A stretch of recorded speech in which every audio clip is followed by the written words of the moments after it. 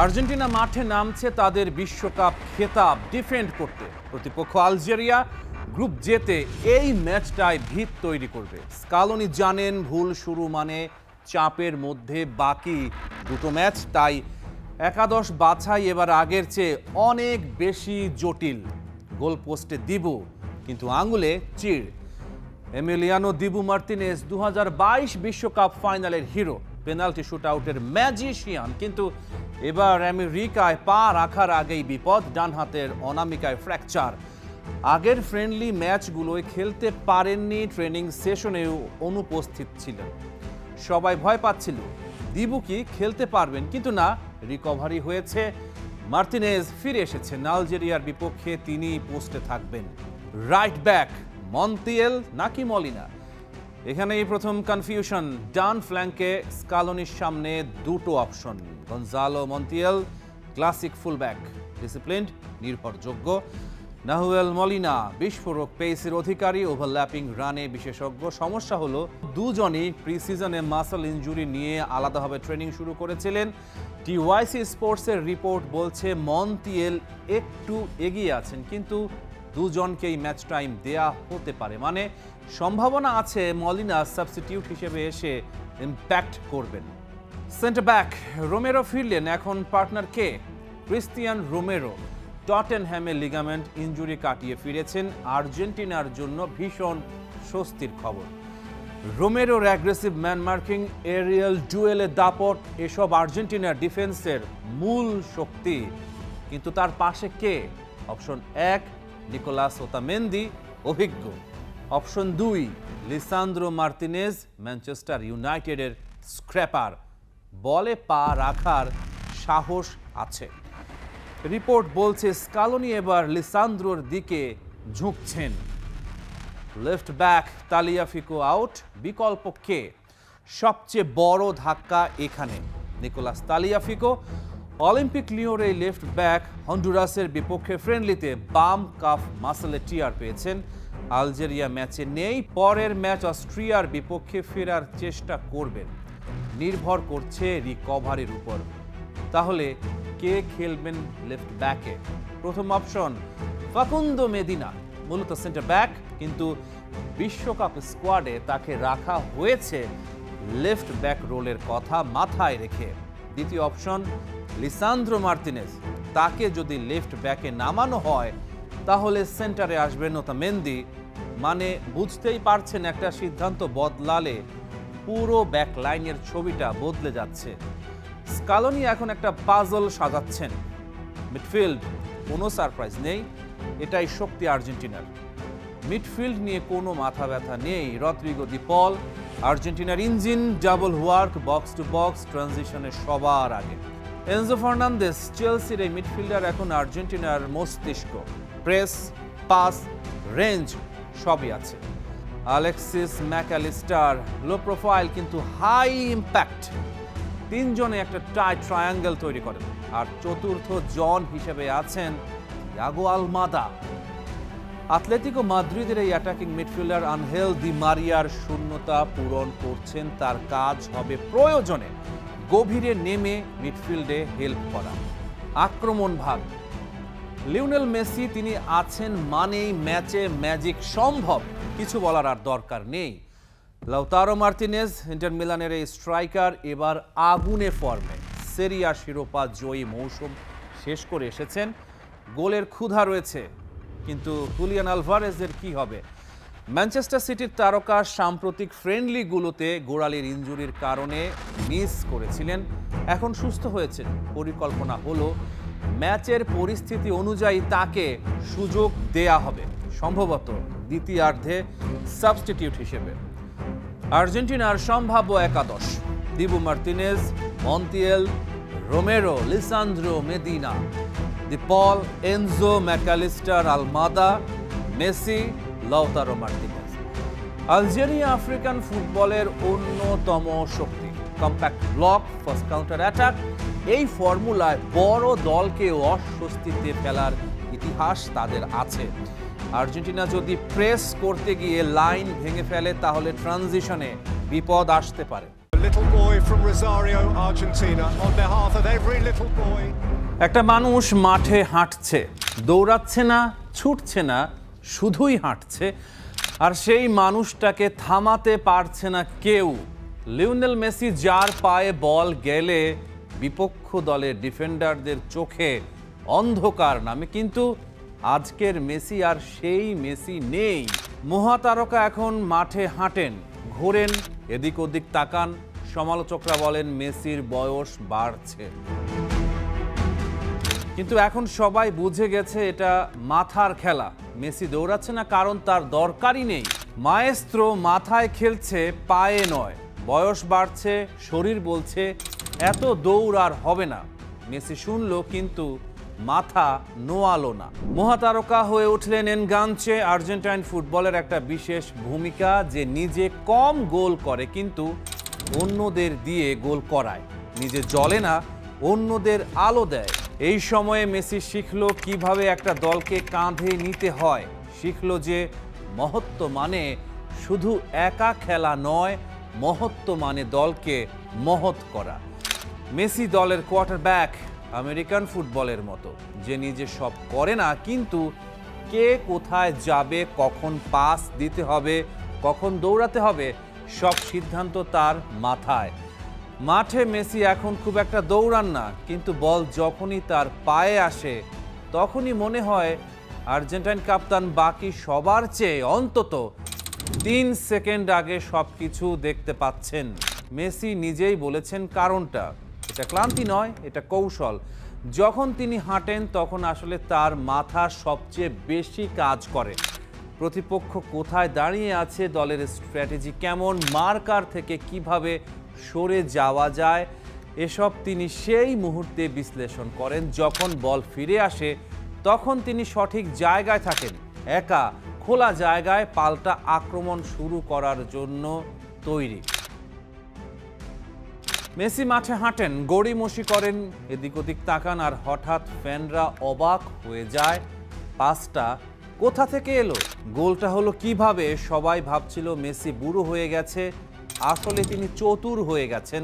শক্তি বাঁচিয়ে রাখেন, সঠিক মুহূর্তে ব্যবহার করেন। এটাই বুদ্ধিমানের কাজ, এটাই মাস্টার। ডিফেন্ডিং চ্যাম্পিয়ন আর্জেন্টিনা বিশ্বকাপে এমন একটা দল নিয়ে এসেছে যারা একে অপরকে প্রায় চোখ বন্ধ করেই চেনে। তবে খেলোয়াড়দের শারীরিক অবস্থা হয়তো একেবারে শীর্ষ পর্যায়ে নেই। ক্লাবের হয়ে অত্যন্ত ব্যস্ত ও ক্লান্তিকর একটা মৌসুম শেষ করার পর বেশ কয়েকজন খেলোয়াড় চোটের সমস্যায় পড়েছেন। যদি সবাই ফিট থাকেন তবে স্কালোনি কাতারে চ্যাম্পিয়ন হওয়া দলের বেশিরভাগ খেলোয়াড়কেই মাঠে নামাবেন। স্কালোনির পরিকল্পনা হলো 4-3-3 ফরমেশন ধরে রাখা, যেখানে থাকবে 2 জন সেন্টার ব্যাক ও 2 জন আক্রমণাত্মক ফুল ব্যাক নিয়ে গড়া একটি শক্তিশালী রক্ষণ ভাগ, এবং সেই সাথে চমৎকার পাসিং ক্ষমতা সম্পন্ন গতিশীল মিডফিল্ডাররা।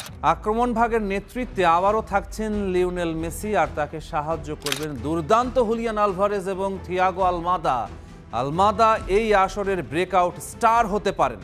2022 সালের স্কোয়াডের প্রায় 2/3 খেলোয়াড়ই এখানে আছেন, তবে এবার এর সাথে যুক্ত হয়েছেন কিছু সম্ভাবনাময় তরুণ খেলোয়াড়। এদেরই একজন নিকো পাস, যিনি কোমর হয়ে চমৎকার ফর্মে রয়েছেন লাউতারো মার্তিনেজের মতো প্রতিষ্ঠিত তারকা। লিওনেল মেসি এখনো এই দলের প্রাণভোমরা, সবচেয়ে উজ্জ্বল তারা। তিনি এখন এমন একটা লিগে মাঠ মাতাচ্ছেন যেটা বিশ্বের শীর্ষ লিগগুলোর কাতারে পড়ে না, তবু সেই 10 নম্বর জার্সি গায়ে অধিনায়ক মেসি থাকেন সকলের দৃষ্টির কেন্দ্রে।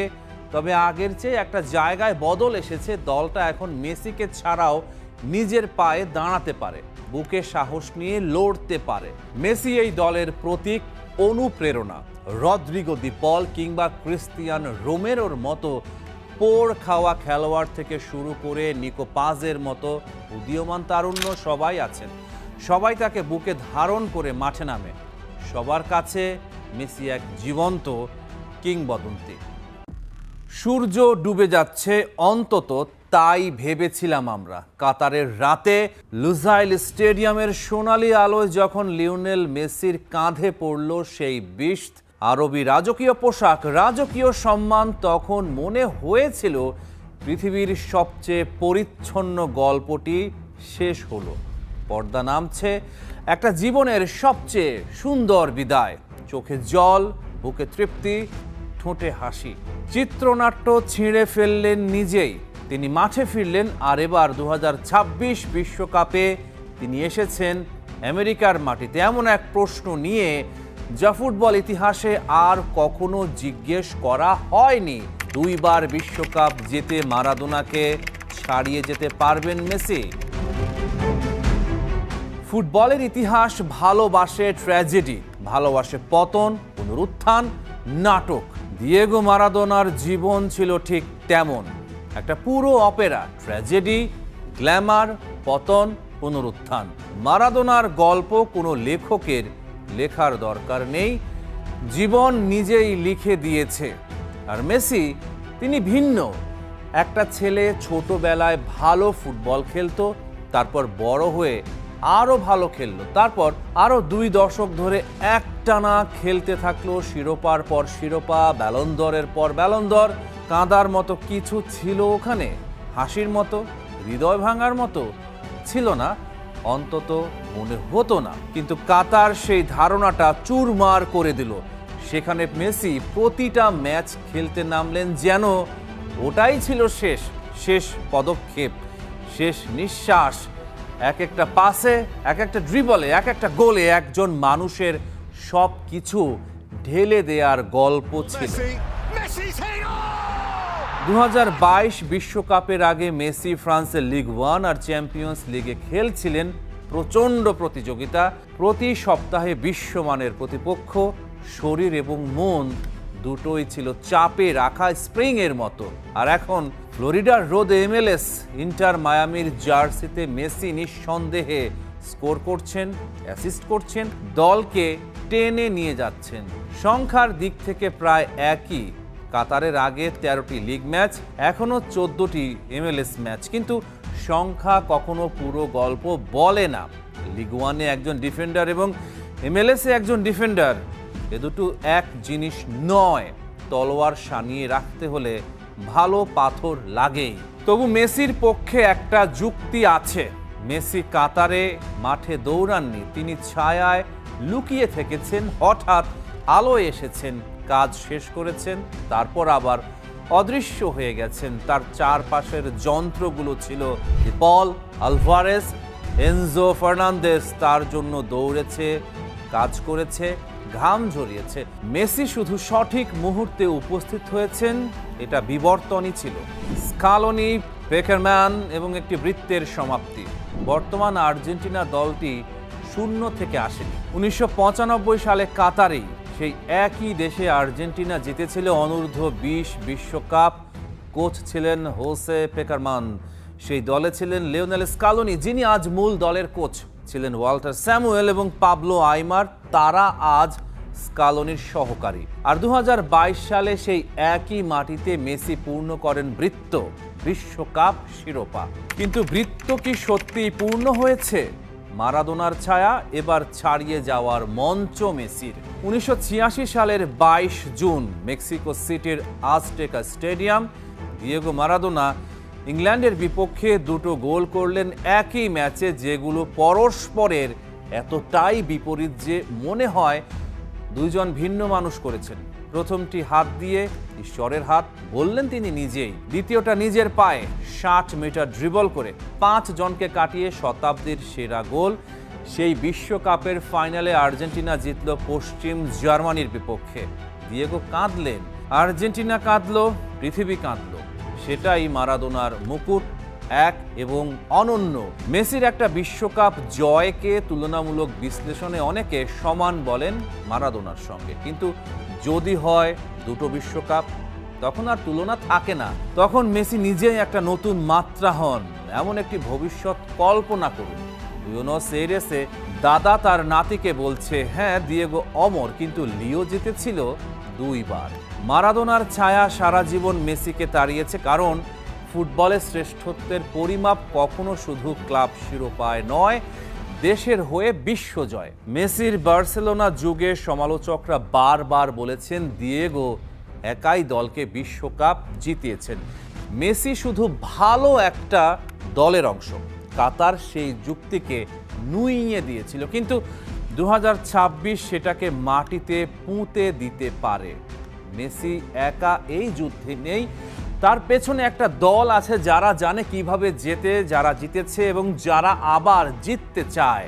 এমিলিয়ানো মার্তিনেজ বিশ্বের সেরা গোলরক্ষকদের একজন, শুধু সেভের কারণে নয়, মানসিক শক্তির কারণেও। পেনাল্টি শুটআউটে তার সাইকোলজিক্যাল যুদ্ধ কিংবদন্তি তুল্য। কাতারের ফাইনালে ফ্রান্সের বিপক্ষে যদি মার্তিনেজ না থাকতেন, গল্পটা ভিন্ন হতেই পারত। এনজো ফার্নান্দেজ তরুণ, তীব্র, ক্লান্তিহীন। চেলসিতে তার প্রিমিয়ার লিগের অভিজ্ঞতা তাকে সানিয়ে রেখেছে। হুলিয়ান আলভারেজ, যিনি কাতারে মেসির ছায়ায় থেকেও এমন পারফরমেন্স করেছেন যা যে কোনো টুর্নামেন্টে স্মরণীয় হয়ে থাকার যোগ্য। আর মাথার ওপর আছেন লিওনেল স্কালোনি, এমন একজন কোচ যিনি প্রমাণ করেছেন কৌশল, বিশ্বাস আর সঠিক মানুষকে সঠিক জায়গায় রাখার ক্ষমতা দিয়ে বিশ্বকাপ জেতা যায়। যে বয়সে অন্যরা অবসর নেয়, মেসি তখনও স্কোর করছেন। যখন বলা হয়েছিল পিএসজিতে তিনি ব্যর্থ, তখনই ফিরে এলেন এবং আর্জেন্টিনাকে বিশ্ব চ্যাম্পিয়ন করলেন। যখন বলা হয়েছিল বয়স তাকে গ্রাস করছে, তখন তিনি কাতারে সেরা পারফরম্যান্স দিলেন। কাতার ছিল হয়তো মহান পরিণতির প্রথম অধ্যায়। 2026 সেই অধ্যায়টাকে কোথায় নিয়ে যাবে তা জানার জন্য পুরো পৃথিবী অপেক্ষা করছে। সূর্য ডুবে যাচ্ছিল, কিন্তু দিগন্তে এখনো লাল আভা। মেসি এখনো মাঠেই আছেন। Rahman pair, star play.